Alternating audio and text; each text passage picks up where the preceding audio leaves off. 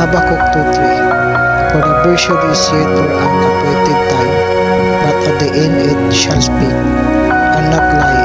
Though it tarry, it is because it will surely come, will not tarry. The servant of God, sapagkat ang pagitain ay sa panahong tinakda at magmadali pagkatapos at hindi magkukulaan. Magaman nagluluwat at hintayin mo, sapagkat walang pagsalang darating hindi magtagal. Ay nga mga kapatid, sabi ng Habakkuk 2:3, lahat ng propesiya na sinasabi ng mga alagad ng Diyos, ito ay tinakda at pangyayari talaga ito. Amos 3:7, surely the Lord God will do nothing but to reveal His secret unto His servant the prophet.